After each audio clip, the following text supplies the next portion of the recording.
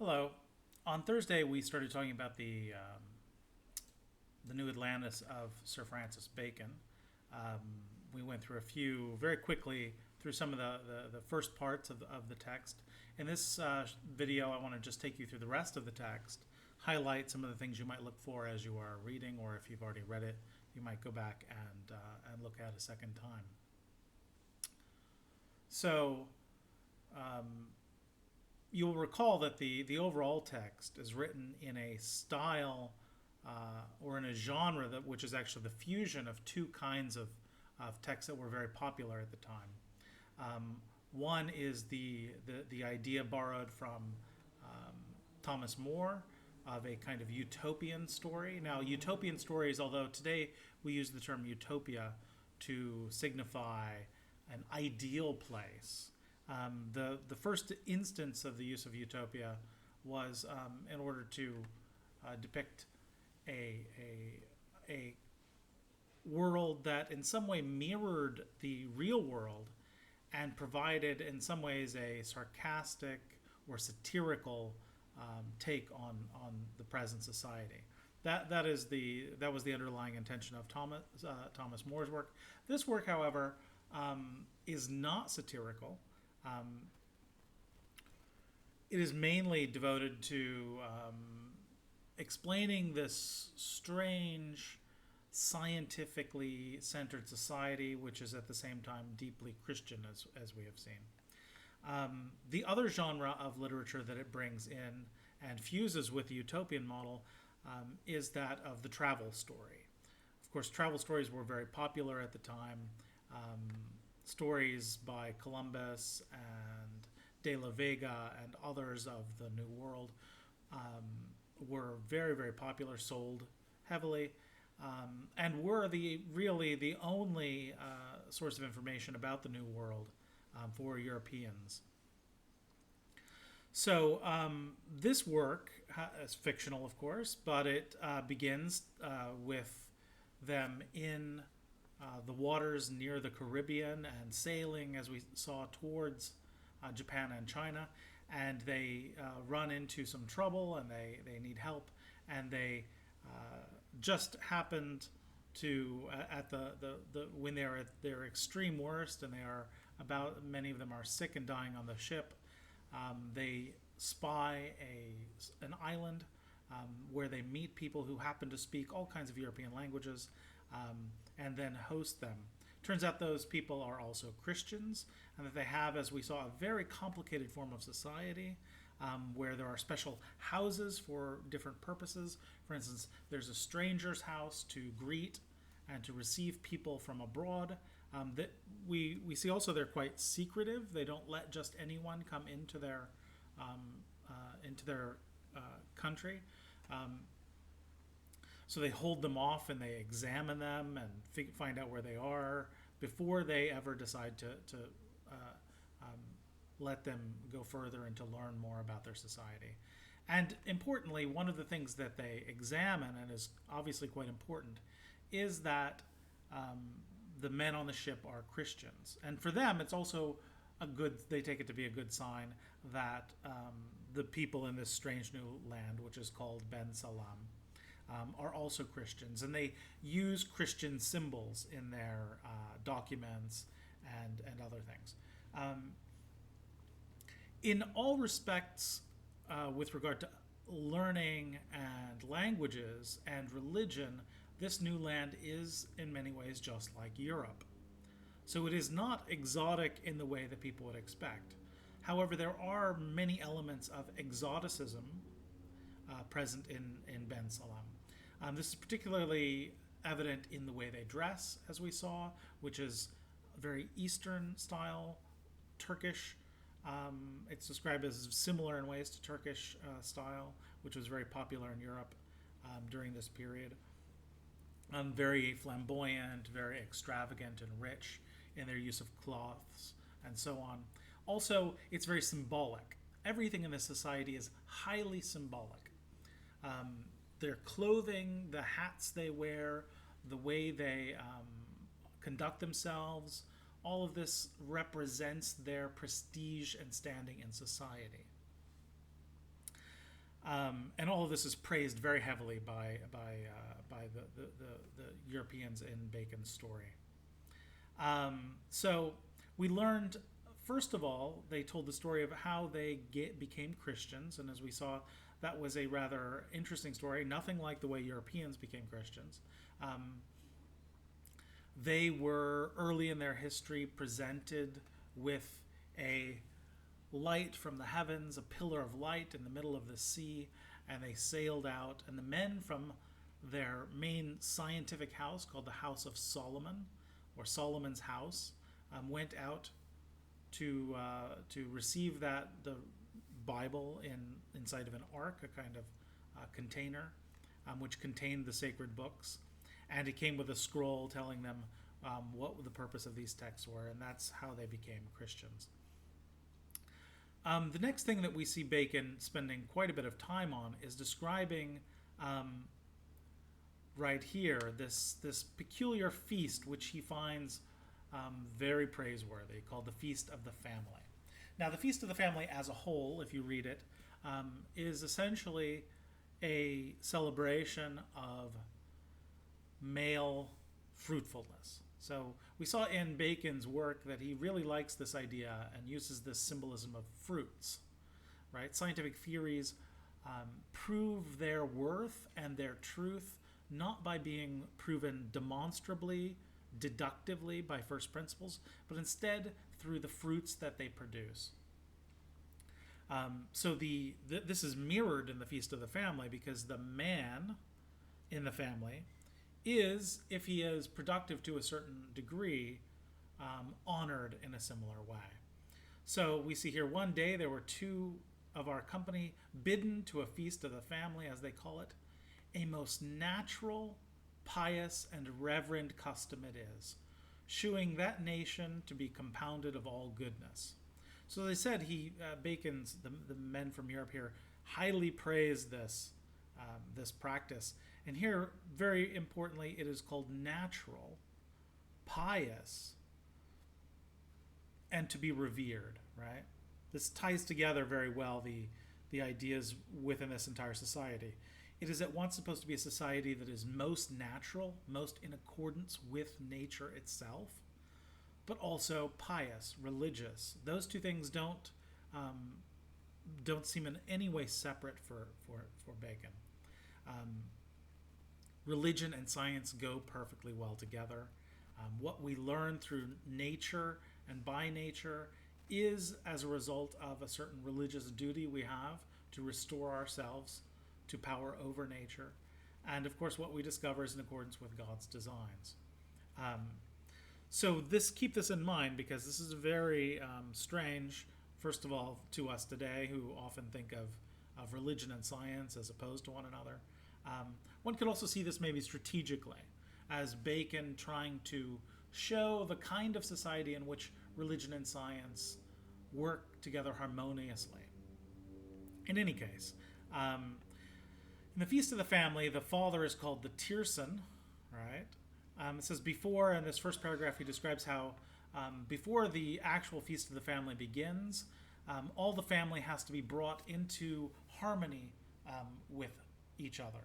So each of the members of the family, male and female, are brought before the Tirsan.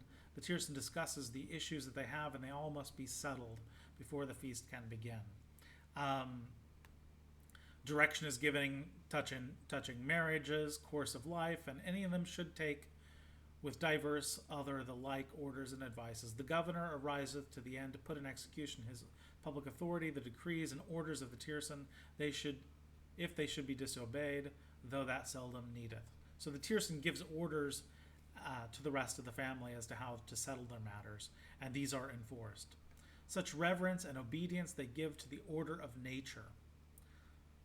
Again, the authority of the father, of the male in the family, is said to be in accordance with the order of nature. The Tirsan doth also then ever choose one man from among his sons to live with him in his house, who is called ever after the son of the vine.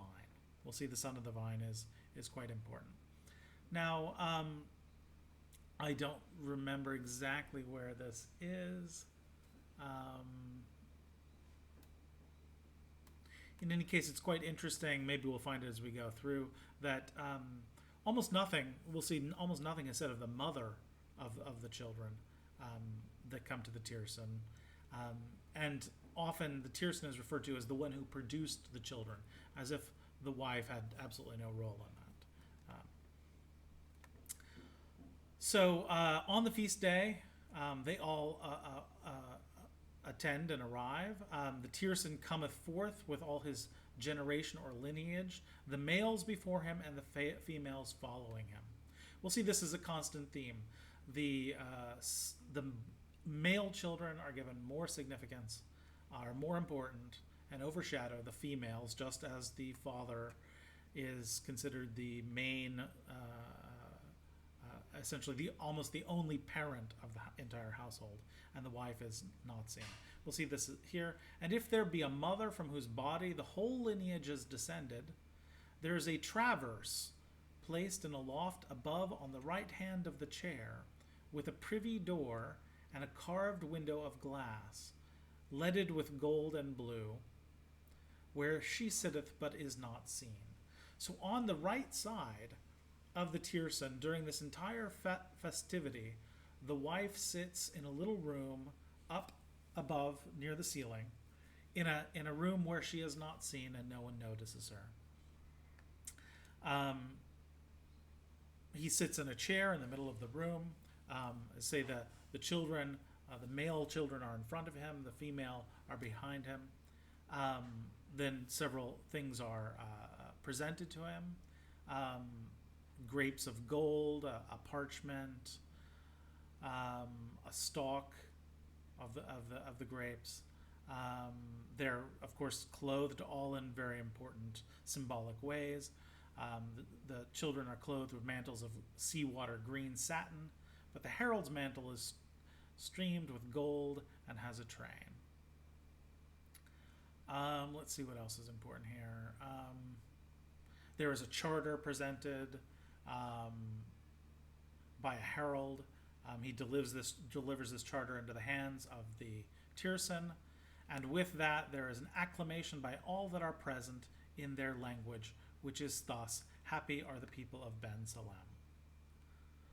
Then the herald taketh into his hands from the other child the cluster of grapes, which is of gold, both the stalk and the grapes. But the grapes are daintily enameled; they're covered in enamel. And if the males of the family be the greater number, the grapes are enameled purple. Of course, purple is historically, going back to ancient times, a symbol of wealth and prestige, partially because it was a very difficult color, very expensive color to produce. With a little sun on the top. If the females number greater, then they are enameled into a greenish yellow with a crescent on the top, so like a moon. The grapes are in number as many as are the descendants of the family.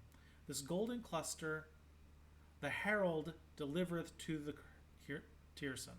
So a herald is a person who delivers a message, if you weren't aware of that. Who presently delivereth it over to that son that he had formerly chosen to be in his house with him, who beareth it before his father as an ensign of honor when he goeth in public ever after, and is thereupon called the son of the vine. So this little gift of gold grapes enameled in accordance with the male or female descendants and numbering those descendants clearly is very significant, because if you can imagine this, the eldest son of the Tirsan spends his time, whenever the Tirsan goes into public, walking before him carrying these grapes, so that anyone that sees him can, before they even speak to him, are aware of his importance, his fruitfulness. I think just about everything about this society you can see summed up in this feast of the family, right? The extravagance, the symbolism, and also you have to admit, the male dominance of the entire picture. So after this ceremony, the Tirsan retireth, and then he comes to a dinner, right? And none of his descendants sit with him. So he sits and he eats in front of everyone else while they stand and watch him eat. None of them sit with him except if that son, of course, the women are not even a part of science. This is another way in which Bacon's view of science is completely different from our own. We often view science as one of the things that has led us to view men and women more equally, and as a place in which gender should not and play any role, right? Truth is all that matters. Skill and merit should be all that matters.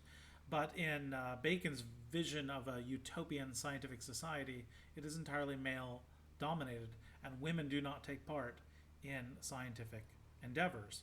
So the son, the only person that may eat with him, is a son if he happens to be a member of Solomon's house. Right? So if his son is a scientist within Solomon's house, then he may eat with him. The rest must watch. He is served only by his own children, such as are male, who perform unto him all service of table upon the knee, and the women only stand about him, leaning against the wall. The room below the half place hath tables on the sides for the guests that are bidden, who are served with great and comely order, and towards the end of the dinner, which in the greatest feasts with them lasteth never more than an hour and a half, there is a hymn sung, varied according to the invention of him that composeth it, for they have excellent poesy. They are excellent poets. But the subject of it is always the praise of Adam and Noah and Abraham, whereof the former two peopled the world. Right? Again, Adam and Noah apparently were able to have children without any women, according as this is written. And the last was the father of the faithful, including ever with a thanksgiving for the nativity of our Savior, so the birth of Christ, in whose birth the births of all are only blessed. Okay, so there more, of course, follows. There's all kinds of further ceremony here with a dove and so on, and that is the Feast of the Family. In class, we already talked a little bit about this marriage routine they have, right? I will not go further into that since we discussed it in class, and it's beyond. It's a bit curious. It's strange that it is said to be in accordance with nature, whereas to us, again, it seems highly strange. Here on page 124, we finally meet the man who is coming to speak to the Europeans about and tell them about the House of Solomon. And this is a very, very long description of as you would expect, since he is such a prestigious individual, and Bacon is trying to emphasize the importance of the House of Solomon and of science in this society. He, of course, has incredibly luxurious clothing, which is described in a great detail here. He's also carried in on a kind of chariot or litter by other people who all accompany him. He has a great retinue that follows. He sits on cushions of excellent plush and blue, and under his foot curious carpets of silk of diverse colors, like the Persian, again European, but far finer, or not European, the Eastern. He held up his bare hand as he went, blessing the people, but in silence. Sounds as if he's a priest, right? He's very much, this imagery is very much like kind of the Catholic Church.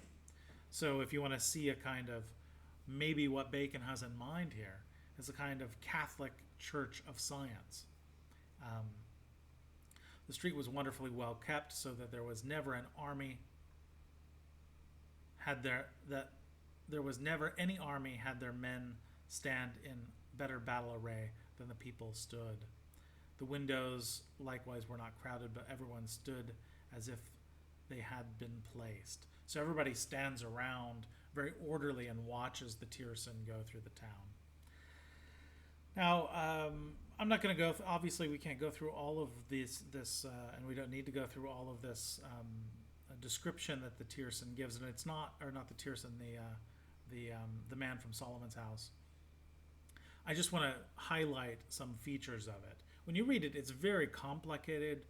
It's not clear that there's a structure, but there is quite an important structure, which, if you pay attention, closely mirrors in some ways the conception of induction that we find and we already found in Bacon's writings, right? One of the key ideas, just to put it out here before we go through, one of the key ideas of induction was the emphasis on the complexity of induction, right? Simple induction had already been done. What Bacon thinks is original is that he thinks that the structure of science should mirror kind of the complexity of the inductive process itself, and that the institutions that carry out this process and support it likewise have to be structured in accordance with the demands of the inductive procedure. So just as in induction we should not look for one case or one kind of case and perform simple induction, instead we should, for instance, if we're testing the use of a chemical or a reaction, we should carry it out in many different circumstances at many different times, maybe at many different altitudes. So also the institutions, the laboratories must be in Ben Salem are structured so that there are laboratories at different elevations, right, that can carry out experiments of very different types. And we'll see that's kind of how he arranges. The House of Solomon is actually broken down into a number of smaller divisions devoted to each kind of department of nature. And within those divisions, there are divisions that represent the kind of diversity of the kind of experiments that must be carried out. So first of all, there's a house. He says the end of the entire foundation of Solomon's house is the knowledge of causes, the secret motions of things, and the enlarging of the bounds of the human empire to the effecting of all possible things. So clearly, this is exactly what Bacon said in his other writings should be the true end of science. So we can confirm here that Solomon's house is supposed to be devoted to and founded for the purposes, for the very same purposes that Bacon believes science should be performed. So he says, so first there's the preparations and instruments. They have large, deep caves of several depths.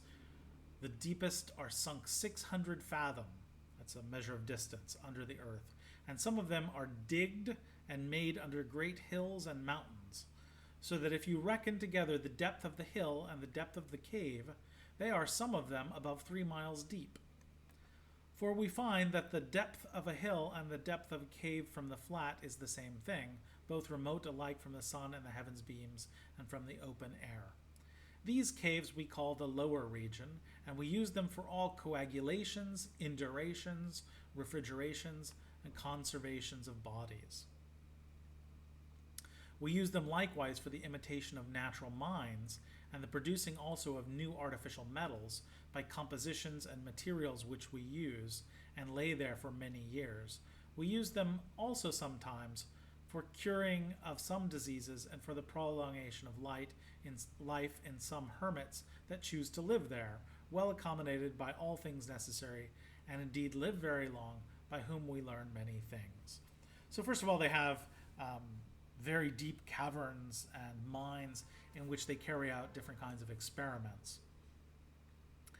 As they say, coagulations, indurations, refrigerations, and conservations. Where they bury things to see what happens, as the Chinese, and where we put diverse cements as the Chinese do their porcelain. But we have them in greater variety, some of them more fine. Varieties of composts and soils for making the earth fruitful. But we also have high towers, the highest about 1/2 mile in height, and some of them likewise set up above high mountains. So the vantage of the hill with the tower is the highest of them, 3 miles at least. So the under the earth, they have what we would now call laboratories that are 3 miles deep, and above the earth they have them 3 miles in the sky. And these places we call the upper region, accounting the air between the high places and the low as a middle region. We use these towers according to their several heights and situations for isolation, refrigeration, and conservation, and for the view of diverse meteors, as winds, rain, snow, hail, and some of the fiery meteors also. And upon them in some places there are dwellings of hermits, whom we visit sometimes and instruct what to observe. So in each of these places there lives hermits. These are the scientists, right, who do the observations. And when they travel to, every now and then they send out people to these regions, these laboratories, to find out what has been discovered. Now the purpose here is that in order to, for instance, drop an apple and determine whether gravity functions in all places in the same ways, one must visit all of these different places, according to Bacon, and drop apples there. So we shouldn't just drop an apple and say apples fall, and that is a conclusion. We should take it to higher regions, to lower regions. Same thing for refrigeration, the use of cooling, and heating, and so on. As I said before, Bacon doesn't assume that all forms of cold or all forms of heat are exactly the same. The heat of the upper regions of the Earth might be different from the heat of the lower regions, or the cool, and so on. They have great lakes, both salt and fresh. So there's one of the key points here is diversity. The laboratories must be diverse and carry out diverse experiments.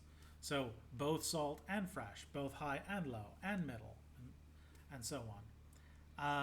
Again, they bury things not only under the earth, but here underwater to see what happens for experiments. They have pools. Some do strain fresh water out of salt. So they purify salt water, which is a kind of technology that did not exist then, right? But is in this society. And others by art do turn fresh water into salt, and have also some rocks in the midst of the sea, and some bays upon the shore of some works wherein is required the air and vapor of the sea. So they also do experiments that require the air and vapor of the sea rather than of the land. So on and so forth. They have artificial wells and fountains made in the imitation of natural sources and baths, as tincted upon vitriol, this acid, sulfur, steel, brass, lead, niter, and other materials. So they have wells and fountains in which they put these different substances. They have wells for the infusions of many things, where the waters take the virtue quicker and better than in vessels or basins. So they, I don't know exactly what he's saying here, but they have special wells which somehow absorb the things they put into them. So he's talking about making solutions, essentially, like you would in a laboratory, right? Except they have whole wells where they mix these chemicals into the waters. And they have special wells where these diffuse more quickly than in others. Imagine today in a laboratory what you would be talking about is a beaker with water and a stir bar, something that makes it mix more quickly. And amongst them we have a water which we call the water of paradise, which prolongs life. Right? So in this, some of the stuff you can interpret almost directly into a vision of modern science that we currently have, as I've been doing. But also it's constantly mixed with things like waters of paradise, mythical ideas, as it were. They have spacious houses where they imitate and demonstrate snow, hail, rain, artificial rains of bodies not of water, thunders, lightnings, and also generations of bodies as frogs, flies, and diverse others. So since Bacon's science is really aimed at using knowledge in order to control nature, you can see how in his scientific laboratories, one of the main ideas is to learn to reproduce what nature produces. In a way that we kind of do in modern science, but certainly is not in no way present in the way that Bacon says here. We have no, I mean, we may in laboratories occasionally try to produce and reproduce natural phenomena like hail or thunder or lightning and so on. But that is certainly, once we do it, that is simply a demonstration and not something that is central to the way science is practiced. But for Bacon, it is, because it illustrates this idea of learning to master nature by imitating it, right? This is an idea that he said once, a couple of times in our text, actually. He said, in order to master nature, you have to obey it in a certain sense, right? We have to learn from it in order to gain the knowledge that we need to then control it. Various chambers, different baths, which do things to your body, right? Here we also have large baths, several mixtures for the cure of diseases, some medicine, restoring man's body, and for other, confirming in it the strength of the sinews, of the things that hold your bones and muscles together, of the vital parts and the very juice and substance of the body. In this next part, he talks about how they manipulate nature, particularly in the plant realm. So here they have orchards and gardens, wherein we do not so much respect beauty as variety of soil and ground. Again, variety here, diversity. They want to grow things in all different kinds of soils to see what the effect is. Proper for diverse trees and herbs, and some very spacious, where trees and berries are set, whereof we make diverse kinds of drinks, and besides the vineyards. In these we practice likewise all conclusions of grafting and inoculating, as well of wild trees as fruit trees, which produceth many effects. And we make by art in the same orchards and gardens, trees and flowers to come earlier or later than their seasons. So they're manipulating. They don't just make trees and flowers bloom earlier or later. They try to do both, right? Again, the diversity is important here.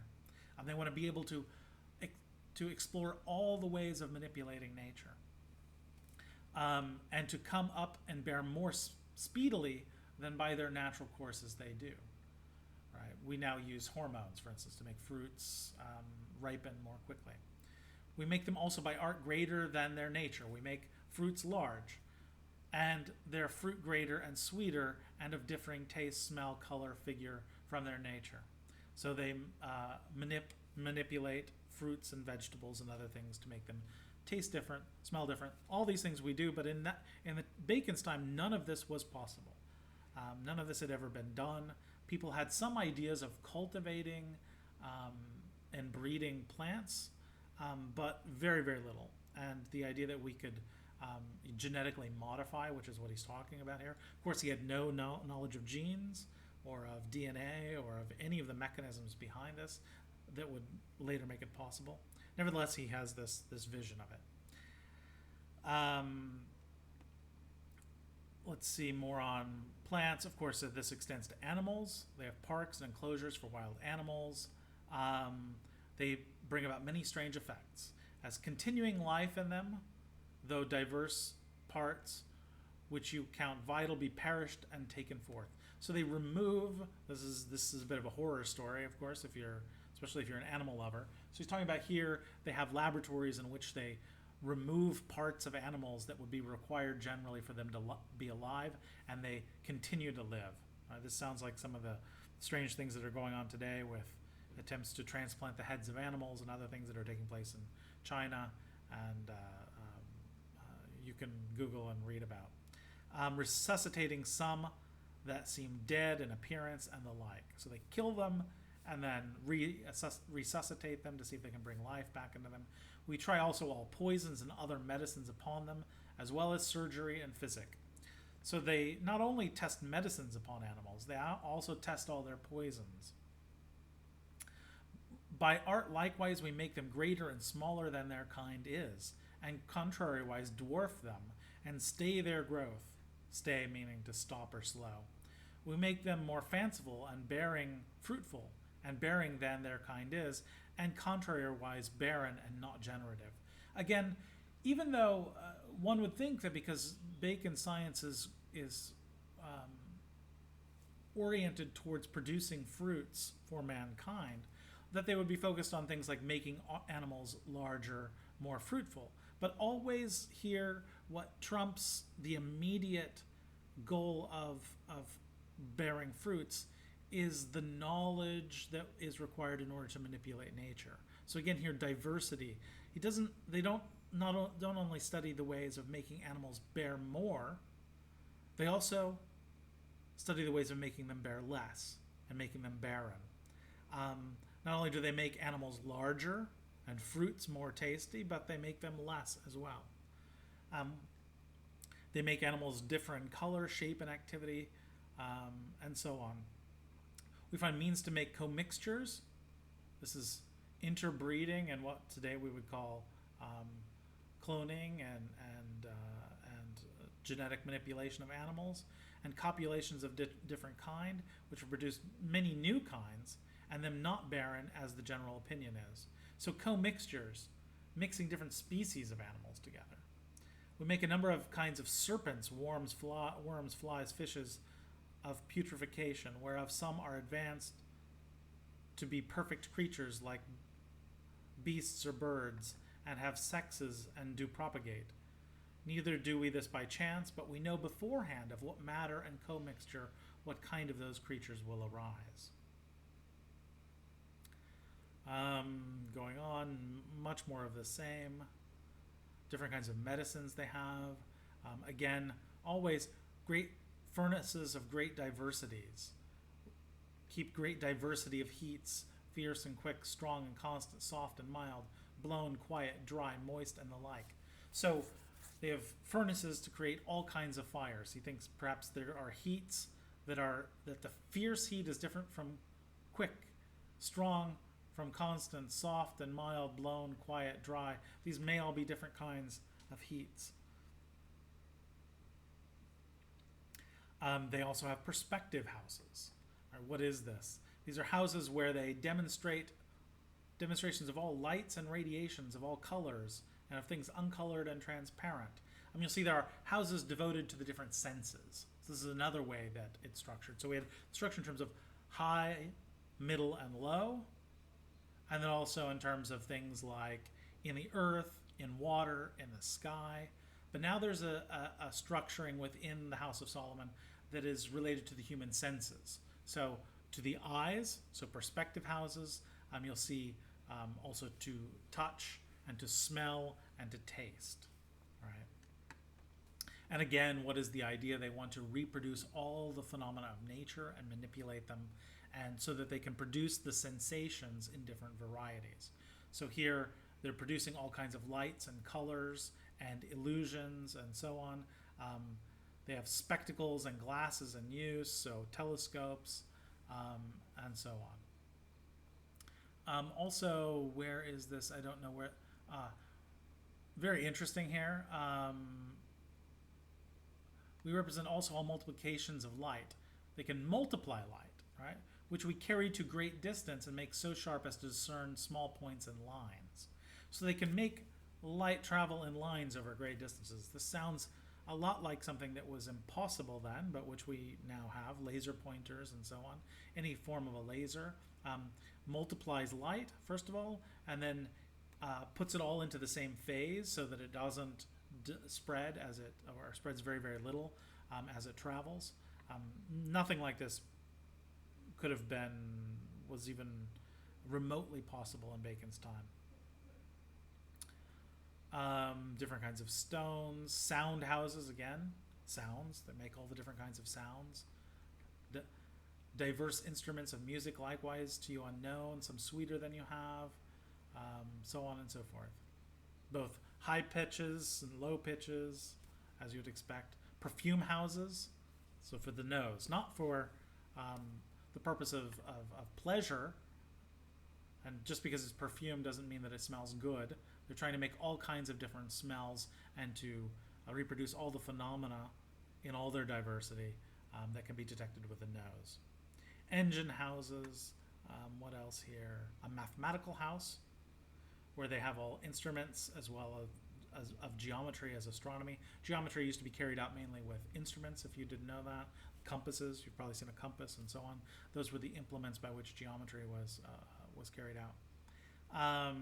House for the deceit of the senses, all right? So just as we must study the errors of the senses, so there is a part that studies how the senses are actually tricked physically, right, in terms of the laws and rules that are required in order to produce various illusions, feats of, this sounds of course very funny, feats of juggling, false apparitions, impostures, and illusions, their fancies. So it's kind of a house that would study illusions and magic, and what we would call magic, not in the real sense, but as a form of trickery of the senses. And those are the riches of Solomon's house. So you should sit back and compare all of that, that vision of a scientific institution with the facilities of the AUB or any other scientific institution, and see if how that compares. Right? What are the key differences? What was Bacon perhaps right about, and what was he way off the mark about? So there are other houses within Solomon's house, or other departments. These correspond not just. We remember in the Great Instauration, it was not just a matter of experimentation, but there were also before experimentation there had to be description and report of both past results, so a kind of natural history, but also a natural history that comes after experiments that records. And then there must be a process by which you take those experiments and you draw up generalized principles out of them. And then you often go back from those generalized principles to indicate what new experiments need to be carried out.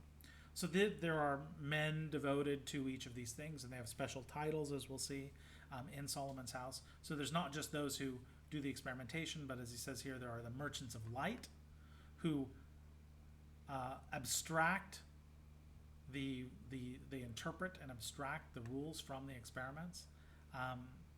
They have those who collect the experiments in books. These are called depredators. They have these. We have three now. Each of these, there's kind of some kind of mathematical structure involved here. Each of these departments has three men. So don't when I talked about scientific institutions, I'm sure all of you had in mind these large, complicated scientific institutions with a lot of bureaucracy that we have today. Whereas Bacon seems to think that this can all be carried out by a very small number of people, right? First of all, only men, and in each department there are three people who carry out these procedures. So three of them collect experiments of the mechanical arts, also the liberal sciences, and also of practices which are not brought into arts.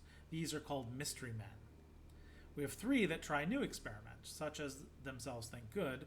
These we call the pioneers or miners. We have three that draw the experiments from the former into titles and tables, so they record the results of the experiments. To give the better light for the drawing of observations and axioms out of them, these we call compilers. We have three that bend themselves looking into the experiments of their fellows and cast about how to draw out of them things of use and practice for men's lives. So they look to the practical benefits of the experiments. These we call dowry men or benefactors. After this, we have those of diverse meetings and consult our whole number to consider of the former labors and collections. We have three that take care out of them to draw new experiments of a higher light. These are called the lamps. We have three others who do execute experiments so directed and report them. These are called inoculators. Lastly, they have those who raise the former discoveries by experiments into greater observations, axioms, and aphorisms, who generalize and find the theory behind this. These are called the interpreters of nature. Remember, Bacon said his science is not about the anticipation of nature, but the interpretation of nature. So you can see it's all kind of leading up to these interpreters. Okay, and among the things they have also is a gallery where they have all the great inventions and statues of the principal inventors. There they have a statue of Columbus, who discovered the West Indies, also the inventor of ships, your monk that was the inventor of ordnance and of gunpowder, and the inventor of music, the inventor of letters, the inventor of printing, the inventor of observing. See, they're giving honor to those who produced fruits.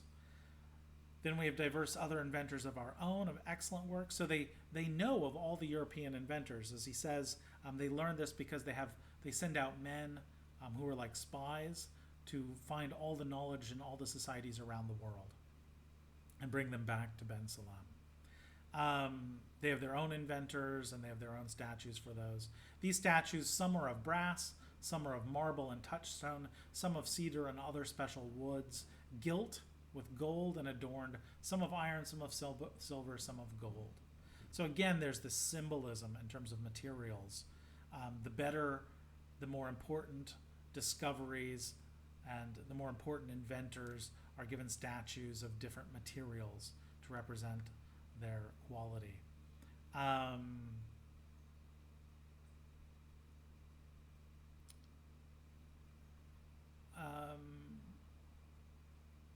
Lastly, we have circuits or visits of diverse principal cities of the kingdom, where, as it cometh to pass, we do publish such new profitable inventions as we think good.